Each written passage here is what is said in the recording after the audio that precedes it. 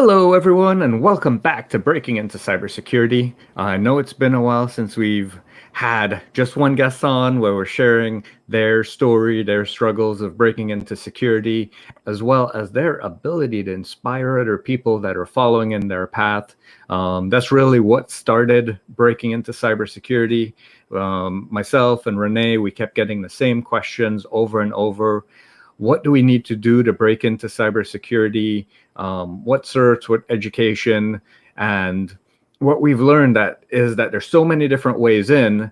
There's no one right answer. So rather than us giving what we think is an answer, we want to share and spotlight the stories of individuals who have broken in within the past 5 years. And today we have Bethany Neal that's on with us, and she is sharing her story, and hopefully we can help inspire others that are looking to break into the field as well. Hey, Bethany, how are you doing today? Good. How are you? Great. Thank you so much for coming on and sharing your story. Yeah, I'm excited you reached out to me. Absolutely. I'm always looking for new stories, those that have broken in, and because we need diverse people, we need diverse experiences, we need diverse points of views. So I'm always looking for individuals that have come from a different path or experienced something differently, so that we can highlight their stories. So let's talk about you. Like, what was your journey into cyber? You want to give us some of your background? Yeah, so I think you're absolutely right. There's no one way into cybersecurity, and the way it's happening now is completely different than maybe it was 10 years ago. I talk to my current mentor all the time about it. He came in pretty much at the start before cybersecurity was even a thing, and so now cybersecurity is a thing, and it's kind of hard to get into just because people are expecting all this experience and kind of just have very high expectations on things. So for myself, I actually didn't want to do security to begin with. I wanted to be a network administrator. So I went to school for an associate's degree for network administration, and I was the only girl in my class to graduate, which was fun. And then I was also the only person, very few people in the school to actually go into security. So I I started out with wanting to get into network administration, and I got an internship as part of my associate's degree at a hospital, and that was unique in that they told me basically to do printing jobs only, and I was like, okay, well, all right, maybe this isn't for me. And then one of my teachers in school had been like, you guys should put in applications to this nuclear facility because they have a security program. And I was like, okay, well, I tried an internship doing network administration. No, I didn't. And then, so I might as well try security. So I applied for the internship, and I was like, there's no way I'm going to get it. This is an international internship. And I mean, there are people who look way better on paper than I do. But they called me in, and I was very excited. And my first mentor there, he was a army ginger, balding kind of guy, and he's really funny. And he told me the reason why he had selected me was because I was one of the very few girls to apply for the internship. And I was like, okay, yeah, I really appreciate the opportunity that was given to select girls for this. And there were two others who came on with me, and it was interesting. We worked as kind of SOC analysts, and they didn't take it as seriously as I did, and I took it very seriously. I really appreciated the opportunity I was given. I was like, if I can turn this into an actual position, that would be amazing for me. So it went on, and the other two guys didn't continue with the internship, but I did. I continued, and I continued doing SOC analyst work for them.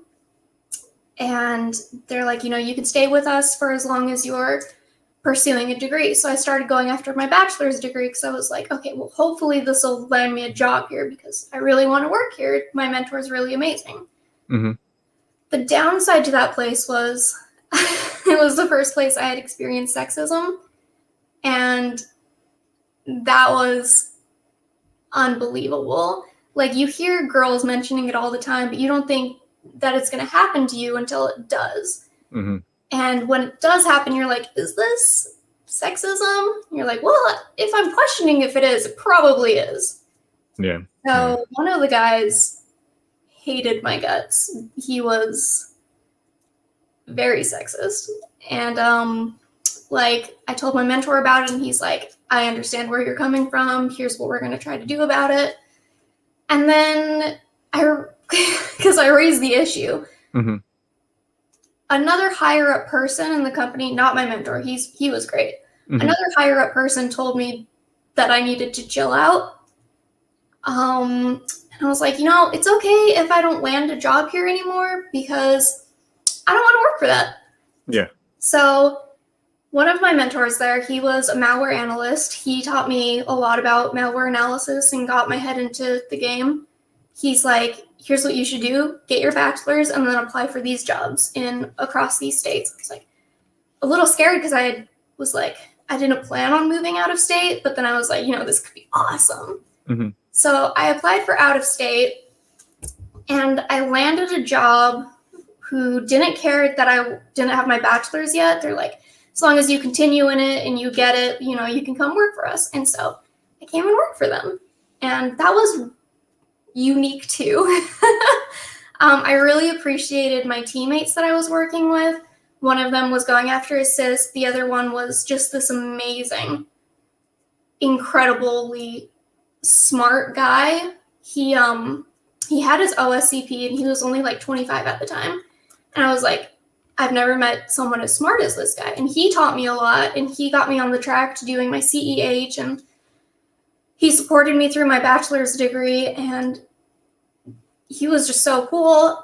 But there was some rocky things at the company, and we both ended up leaving the company to go other places. Well, before you continue, I feel like for our audience listening, we should highlight some of the amazing things that you've done thus far.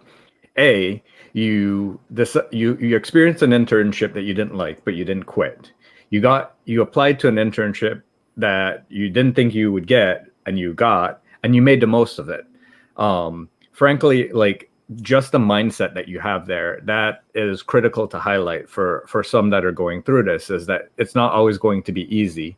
And exactly. And then it sounds like one of the other things that you've been doing, and you found mentors and individuals to reach out to at every step in the process.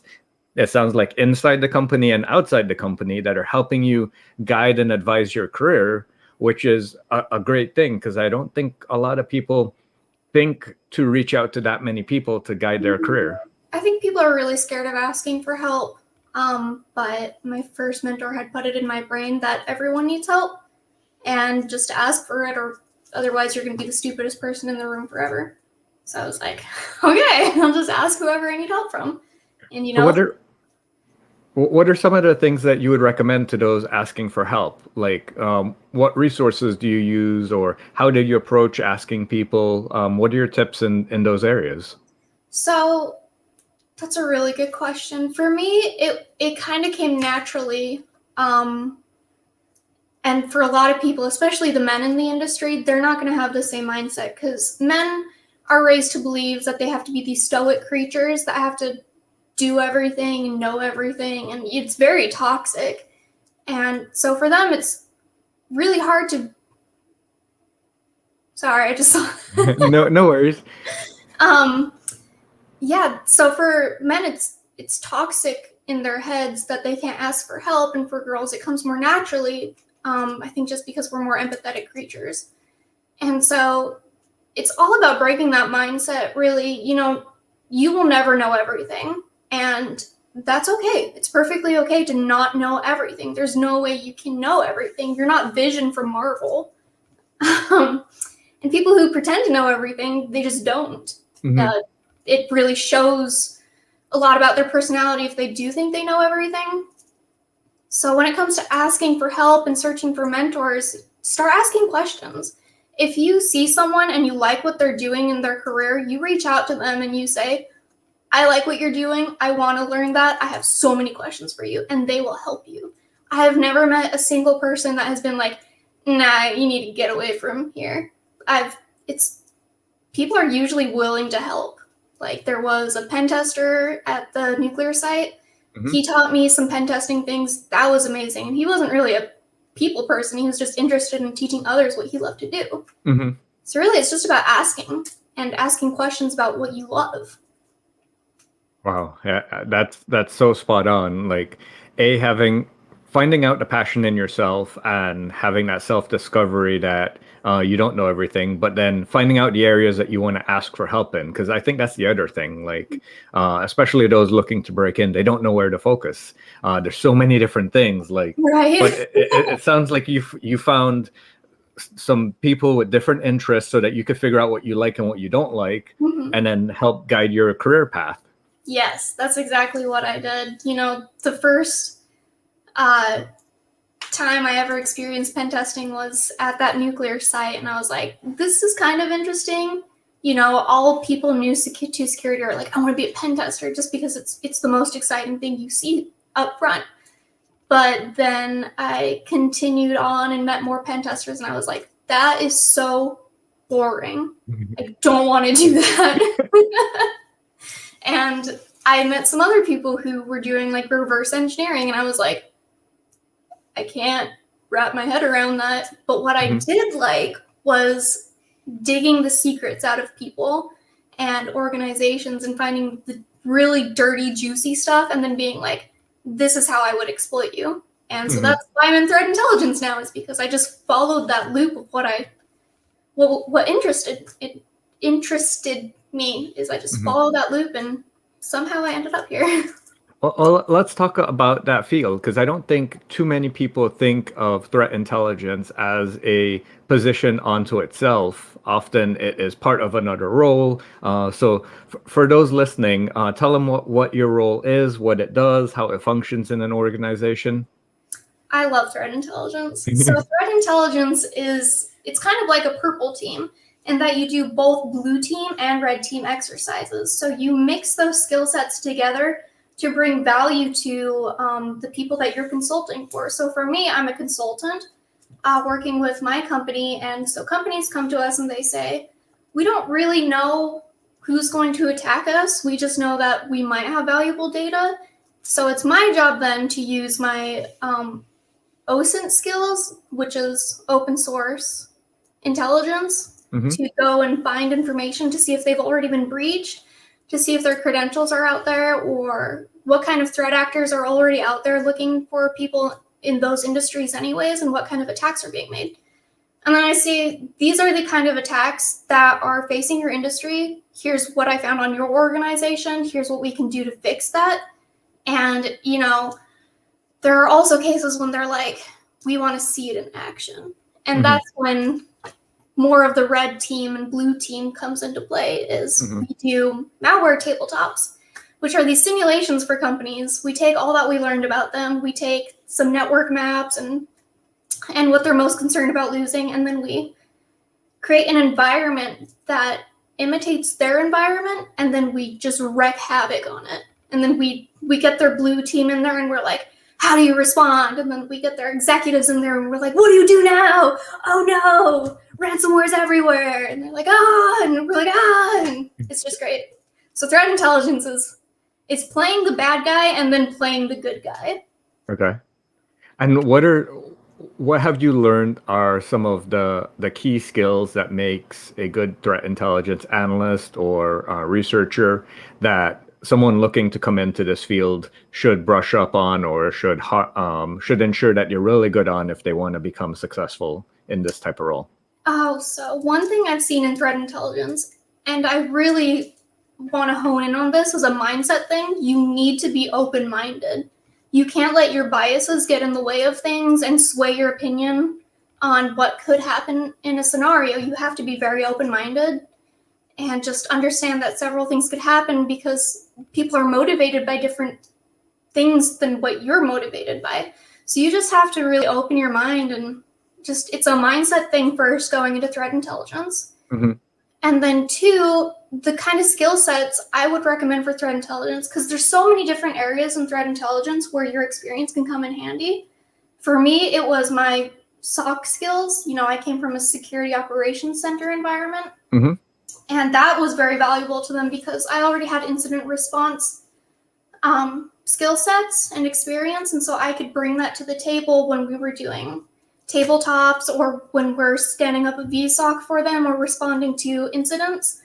So that's one of the skill sets that I would recommend, is already having security operations center experience. And then, if you don't, that's fine. One of the guys on our team, he came from a networking background, and that's really helpful too. So he knows a lot about networks, and that helps us when a client comes and they say, we have these problems in our environment. How do we secure these things? And so he can go, here's where your network problems are, and here are the protocols you can put in place and the different endpoints that you need to secure. So I guess threat intelligence is more about coming as you are with an open mind and then applying those skill sets that you acquired in the security field. Wow. And if you're just coming into threat intelligence, you have an opportunity to learn from everyone. Absolutely. So you mentioned OSINT skills, and you kind of mentioned that it's open source intelligence, but what are some of the things that you do, say, when you're taking on an engagement and you're trying to do research on someone? Like, how would you go about approaching that? The biggest link for breaches in any company is always people. So for me, when it comes to a new engagement, I always look at the people first. So people are very easy to get information on just because of the way they are these days with social media. So I'll start with LinkedIn, and I'll crawl their LinkedIn page, and then I'll look for, where they live, what they're doing. And it sounds very creepy. Well, listen, they told me I could, so. And so open source intelligence is just going out there and using what's available to you and gathering that information. So for me, I start with the people, and then I start digging from there. How would I attack this person? If he's the CEO and he's on Facebook and he's sharing things about his family, oh, his son's name is Seth? I wonder what year Seth was born in. 1995. I wonder if this password would work. Seth 1995. Oh no, I'm in his account. I don't do that. Of course not. So one of the questions we got from one of our listeners is, for someone breaking freshly into the industry, what areas would you recommend that they focus on if they specifically want to get into threat intelligence? OSINT. OSINT will become your best friend in threat intelligence. Because, they play into each other, right? Open source intelligence, threat intelligence. You have to get good at gathering intelligence. The other skill set, aside from getting good at OSINT, is understanding the layers of the internet. People call it dark web and deep web. You should know those layers and understand where threat actors are operating and how to get into those places. So, for instance, I have quite a few different dark websites that I scrape just because the intelligence is there. So you should, educate yourself on the layers of the internet and how you would go about getting into those different places. And how does one find out about those different places? For me, it was one of the mentors at my current place. Okay. His name is Jake, and he's truly a threat intelligence machine. He has taught me the majority of what I know about gathering intelligence from those places. The other person who helped me was a networking guy. He would know about those places because he was in networking. So, for those people, they should get on Discord. There's quite a few different mentor channels on Discord. So even if they don't know someone right now with that skill set, they can still reach out to people on Discord. There's one place called the Cyber Mentor. It's where a lot of the people I work with now, they're part of that. So the Cyber Mentor is where you can go and you can post your questions and look for people with that kind of experience that you want to learn from, and that's how you can get a mentor. Perfect. Well, share that link with us. There's a chat area, and I'd be happy to post it with the audience. Um, and earlier you mentioned coming to the role with an open mind. What are some of the ways that you ensure that there's no bias in your research that you're doing? Um, I like to have another person to check me on it. Okay. Double team it. So this is going to sound horrible, and a lot of people are going to hate it. But for me personally, I love working with people with opposing views from me, Hmm. just because I'm very liberal in my thinking. And so for me, thinking about how someone would approach on a more conservative basis is a little bit harder for me. So I bring someone in with that mindset, and then we go through these scenarios together, and we really enumerate these different things. And so, or I'll finish my research and then I'll hand it over to one of my teammates with a different view than I do. And they'll say, this is really good research, but have you thought about these points? And I'll be like, no, I didn't think about those points. Why would I think about those points? Those are dumb points. They'll be like, no, they're not. And then I'll research them. Wow, I really love that. I mean, all too often, especially in these days where everyone's so diabolically opposed to everyone else, like Yeah. you have finding someone that you can truly have that conversation with and not take it personally, because A, it's important for your role, but B, it also helps you learn and grow, is very important. And whether that is in a mentor, coworker, things like that, I think it's very important that you highlight that. And anything else that you would recommend? So far we've talked about OSINT. We've talked about an open-minded approach to threat intelligence. What about tools? Any recommendations for tools or things that individuals should work on from a hard skills point of view? So I always gave so much crap to GitHub, just because I was completely ignorant on it. People were always talking about it, and I was like, nah, nah, nah, nah. Until 2 years ago, when I was like, oh, okay, GitHub's kind of amazing. It has all these tools on it.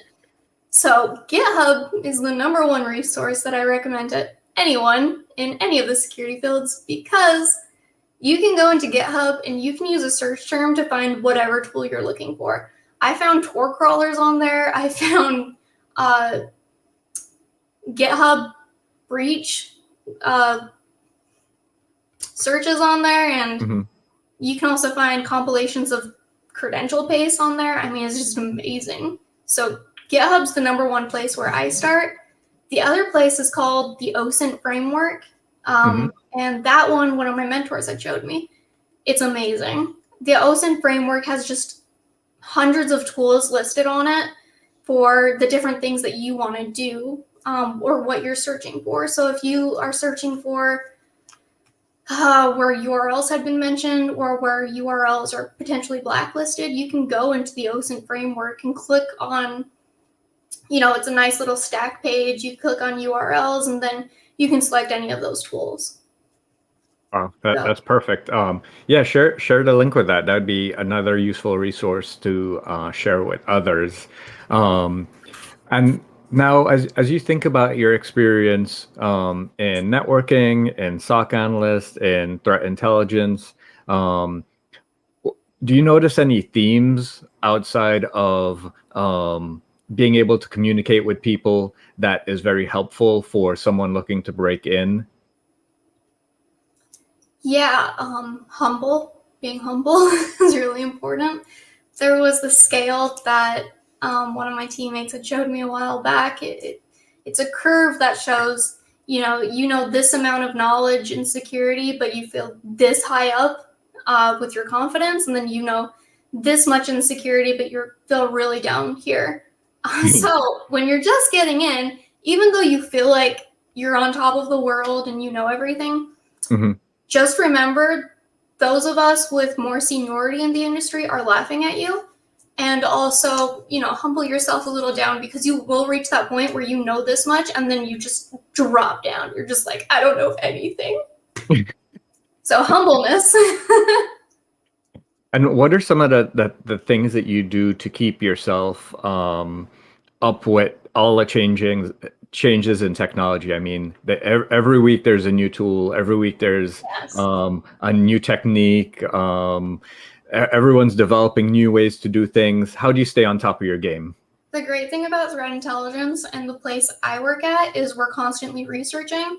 So for me, it's not an issue being up to date on everything.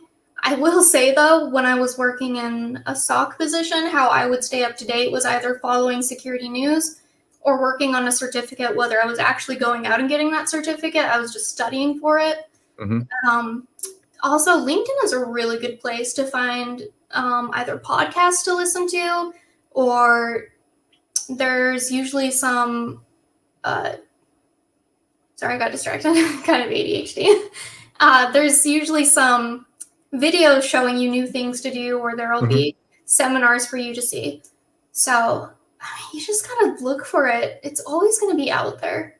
Like, you really have to. You can't just sit there and be like, nothing's going to change, or I'm going to stay up to date with it just because of my work. It's you got to be active in it. And you mentioned some certifications. Were there some that you found that were extremely helpful for you, whereas others might not have been as helpful for you, specifically in the CTI role for those looking to go into the CTI space? Oh yeah. And I know a lot of these certificates get crap, but you know what? I don't care. So these certificates did help me. Linux Plus, done by CompTIA, uh, Hmm. really gives you good Linux background knowledge. Whether you choose to go out and get that cert or not, just reading about it and studying it is good.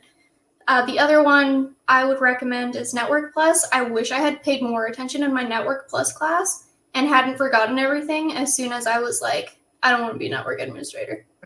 I wish I had kept that knowledge around, because now in my specific area, it's like so valuable. And I have my Network Plus book over there. I'm still reading through it just to get that knowledge back. And third is the Certified Ethical Hacker one.